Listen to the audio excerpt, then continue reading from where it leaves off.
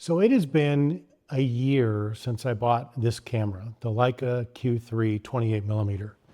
And I thought I'd do just a quick video on my thoughts about this camera because this was my first real camera. And I've said this before in my initial video, I knew nothing about photography other than taking pictures with my iPhone. I had some film cameras back in the day, and I had a digital camera once, way back in the maybe early 2000s, but I never really got into it. After the iPhone came out, I started taking pictures with that, and I've been an iPhone photographer for a long time, but never really owning a really nice camera. So when I wanted to get back into photography again, I looked around and I was fortunate enough to be able to buy a Q3. This video is really from somebody new to photography type perspective, not owning a real camera. I'm not sponsored. Leica doesn't know who I am, nor should they. But I know there's some of you out there that are doing a bunch of research on this camera. The reason why I know this is because you guys are watching some of my other Leica videos, and I think it's pretty apparent that I know nothing about photography. So that's the perspective we're going to be taking when I'm talking about this camera. Right now I'm filming on a Sony A7CR, and we'll talk about that in a moment. But the form factor is really, really good. The versatility of this camera is also pretty amazing because I can take this anywhere. I don't have to worry about carrying lenses with me. I don't have to worry about, is it weatherproof? I don't have to worry about if I'm going to get good quality images out of this. The answer is yes, all the way down the board. Is it perfect for shooting fast things? Maybe. I'm not a sports photographer. Again, I don't do this professionally, but I brought this to an air show, which you're going to think taking a 28 millimeter to an air show might be crazy, but you got to deal with what you own. And at that time, I owned a 28 millimeter Leica. And so I took this to an air show and got really good pictures out of it. It does really well at low light photos. Given the 1.7 aperture on this thing, you can capture a lot of light. Even when you do have to crank up the ISO, it's not very noisy at all, up to 6400 and a little bit beyond. And so from a beginner's perspective, you can do pretty much anything you want with this camera. If you're watching these videos and you're thinking about getting this camera, maybe I can push you over the edge. The other thing I want to say about this is that it's really simple to use. The menu systems on these cameras, given I have the Q3 and I have the Deluxe 8, are pretty much identical. I can go in here, configure the entire camera, and I don't have to worry about menus and settings and menus within menus and submenus within those menus.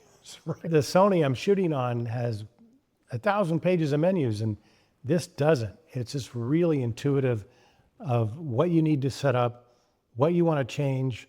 It gives you the flexibility to do the things you want to do, and you're done. And it's intuitive. I don't think I've read the instruction book on this thing once. So that's really cool. And just the image quality out of this is just phenomenal. The other thing I don't think a lot of reviewers talk about is the video quality on this camera is pretty amazing. The only drawback I think I have with it is the stability. So that's the only drawback. But if you're going to keep this set on a tripod or just keeping it really, really still and taking a video, I think you're going to be fine. If you're going to walk around with this and want to take video, it's not good at all. It's pretty much almost hot garbage. In my first review video, I did a comparison between this camera and Insta360 Ace Pro or Pocket 3. It's going to give you much more stable footage than this can. I don't know why, because they can build crop stability in the A7CR. That's really, really good. Leica didn't go that route. So that's disappointing when it comes to video. Now, You can stabilize the video in post to some extent, but just know that you're going to have to go through those processes, and sometimes it might work and sometimes it may not. But for the most part, the quality of video that you're going to get out of this is better in my mind than the A7CR, for example. This will shoot up to 8K. There's no reason to shoot up to 8K, but you can, and the image quality is amazing.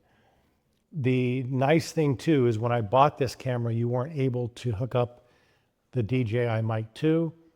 Now you are, so you can, wire in the DJI Mic 2 receiver, plug it into the USB port, and then use the wireless mic system.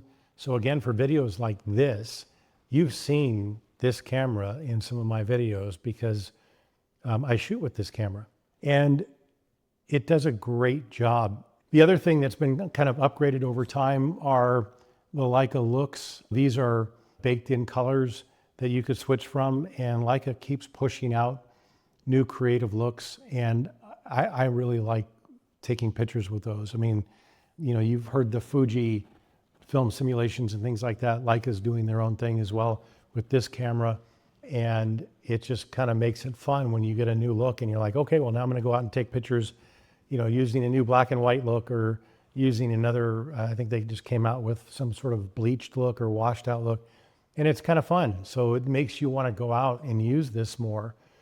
So from that perspective, I would say, again, they're hitting it out of the park.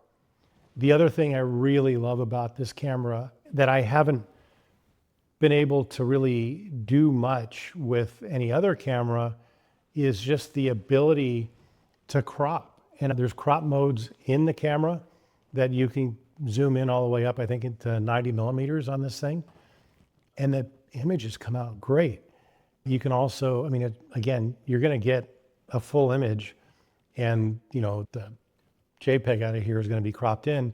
But if you just take the full image, you'll have enough headroom to crop into something for two reasons in my perspective. One is you're dealing with a 61 or 60 megapixel sensor. So similar to the A7CR, that gives you a lot of latitude to do things with it. But the thing that I think is the secret sauce out of this is the lens. The lens is incredibly sharp. And that, I think, is what gives you the ability to crop without fear, so to speak, because you can then capture things in such detail. Is it going to replace an 85 millimeter lens or 120 millimeter lens? No, it's not.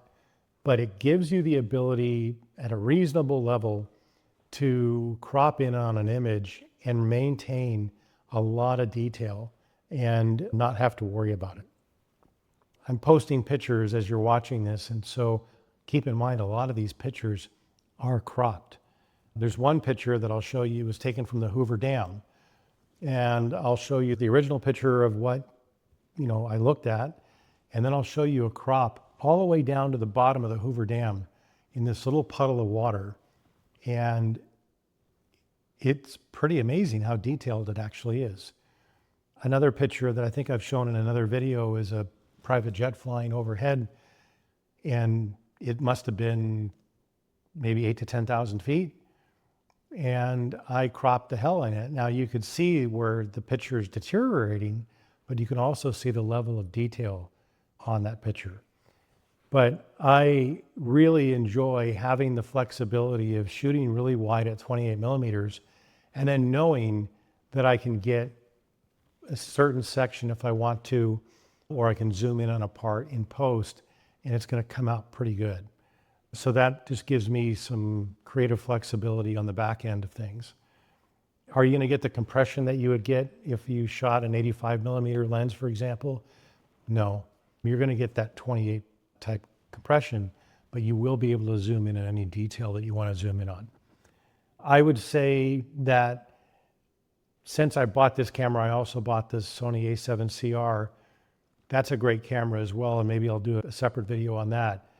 But really that all comes down to, given they have similar sensors, the lenses do make a big difference. I'm shooting right now on the 35 millimeter G Master, and that lens is pretty crisp as well.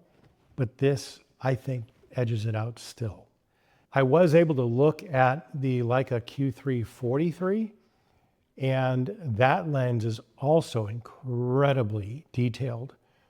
And I would say that would be another compelling option if you're looking for something not as wide, but you still want that level of detail. And it does give you a little bit of compression. I was really amazed out of that particular lens too. And maybe if I win the Powerball, I'll get that version as well. But I like the ability to at least have something wider and know I can get something narrower if I want to crop in on it, versus starting kind of more narrow and then losing the ability to go wider. So that's just my, again, newbie perspective of 28 versus 43. But no matter which one you're going to use, they all have the same features, the same sensors, the same colors, everything out of it's exactly the same. You're just changing the lens part from a 28 to a 43. But I think the clarity out of the 43 allegedly is a bit sharper than even this lens. So if you like to shoot at 35 to 43, that's going to be a great option for you. If you want something a little bit wider, then the 28, I think, is your best bet. So again, ease of use, it checks the box as yes. When I was first starting out, I kept everything in auto, and then I watched a bunch of videos that, if you all are watching my video and I've watched your video, thank you. If you own this camera, because you've taught me something. But even just leaving it in auto and just shooting with it on easy mode, you're going to get great pictures out of this thing. The other thing is once you start playing around with aperture and different exposures and different settings in this camera, you're going to be able to get the image that you really want to get out of this. And that's really the cool thing about this. So I know the price of this camera is expensive, but if you are watching this video, that means you're probably considering making a purchase if you haven't already, and you're already willing to spend the money on it. That being said, if you are on the fence, I would say go ahead and do it. You won't be disappointed whatsoever. I know the price also would lead you to believe that you have to be some sort of professional photographer in order to justify a camera like this. And I would say don't let that be the barrier that you're maybe not worthy to own a piece of equipment like this, because once you add, like the A7CR, one can make the argument that you can get same camera but lower money and more flexibility, and you wouldn't be wrong. But in order to get the image quality that you would want to get out of this camera, you're going to need to invest in glass to give you a comparable image. And so that would be the one caveat there, because you're investing in a camera body and then you're investing in high quality glass. And now you're probably maybe plus or minus $1,000, maybe. With this, that $1,000 gets you a smaller form factor, a great design, great colors, great lens. One thing I'll talk about right now, the EVF and the back screen out of this camera far exceeds what you can get out of the A7CR, for example. The viewfinder in the A7CR is like watching a TV in the 1980s. Like, it's really bad. It serves a purpose, like having one versus not having one, but the quality that you'll get out of this viewfinder is like looking at 4K TV versus a 1980s TV. The back screen, while it doesn't flip out, and I wish it did, because then when I do videos like this, I can kind of see myself. This does give you the ability to shoot low level if you want, and it'll give you the ability to shoot high up and be able to see it, but it just doesn't flip out. And then again, maybe in the Q4, they'll figure that out on how to do that. But again, the size of this is much bigger than the A7CR, and the image quality coming out of the back screen is amazing compared to what Sony's putting on the back of their cameras. So with that extra $1,000 gap between the Sony and this, you are gaining some quality of life features, better menus, better screen, better EVF, better low light in most cases because you have the built-in lens. And you have the ability to do macro shooting as well, which I don't do a lot of, but you have the ability to get really close in on an object. So I think that from a new photographer's perspective, and again, I do this as a hobby. I'm not getting into photography as a job. This is a vacation camera. I get great pictures out of this with not a lot of thought and not a lot of knowledge, right? So if you're thinking about buying something like this and you're on the fence because it costs a lot, and maybe you're in my same boat of, I'd like to get a Leica, but I don't know anything about photography, or maybe you're upgrading from one camera to another because you want to downsize your kit and not worry about buying a bazillion lenses, one of these cameras is going to be absolutely great for you, in my perspective. Now, if you're shooting high-speed sports, if you need a giant zoom lens because your kids are playing football and all you can get is the nosebleed seats and you want to get something zoomed in, this isn't probably the camera for you. If you're taking pictures of the F1 race, this probably won't be the camera for you. So again, pick the right tool for the right job. That's why I got the A7CR, is because when I did take my Q3 to the air show, I went, it'd be great to have a lens that would be able to do something a bit tighter at 100 millimeter plus, but also give me enough megapixels to be able to crop in on something if I wanted to really get in on something. And so that's one of the reasons. And then the other reason is because I make videos about this to then shoot on something else that gives you good image quality was important to me. And so that's why I bought the A7CR. But if you were just going to have one camera and you didn't need to do all that stuff, and it was really just a travel camera and you can do everyday work with it, street photography is great if you're into that. This is a really great system here, and I would highly recommend it. So that being said, I'm having a blast with this camera. I hope you like some of the pictures that I've been showing as far as the past year on pictures that I'm proud of that came from this camera. I would highly recommend it. If you're interested in some of the accessories that I put on this camera, like the grip, how to set it up with the microphone system, or I even put it on a gimbal to try to get rid of that shaky video situation. I have videos on that as well. If you don't know my channel, I do beginner type videos on different cameras from a beginner's perspective. So that being said, I hope you enjoyed this video. Thank you guys so much for watching, and we'll talk soon. Enjoy.